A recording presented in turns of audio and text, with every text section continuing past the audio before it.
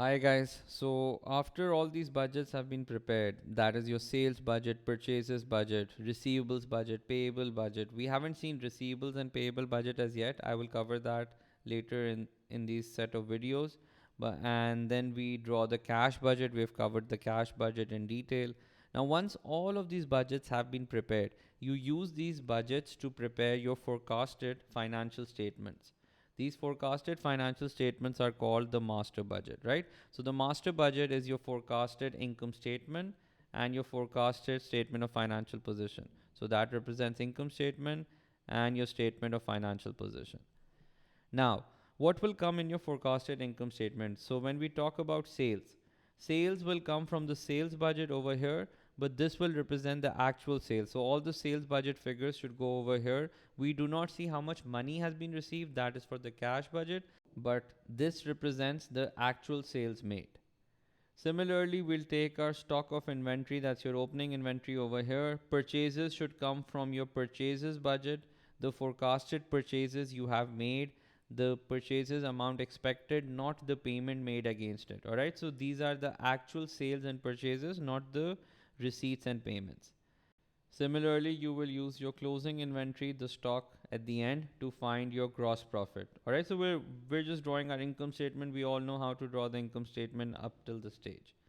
Then we'll add up any other incomes. You guys would have to calculate any discount received that you receive on your purchases. So we'll take our purchases and multiply by the rate of discount, but do multiply it by the rate of discount in the month where you expect the discount to be received. All right, so this will be the month where you receive your discount. We can add up all those discounts to find your discount received.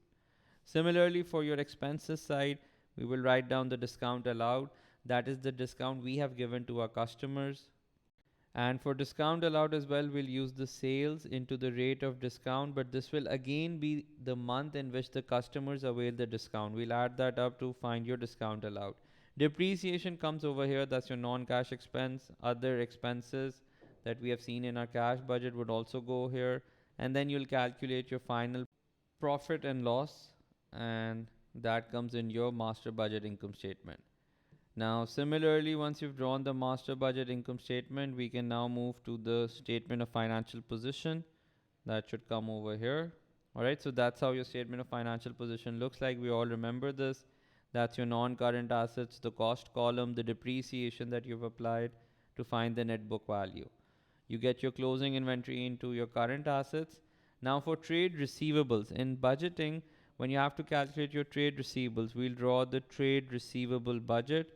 That will follow very soon, but that's the figure that we have to determine from your trade receivable budget. The cash and cash equivalent, this figure comes from your cash budget. So the closing cash and bank balances, which is your balance carried down at the end, that becomes the cash and cash equivalent at that particular month.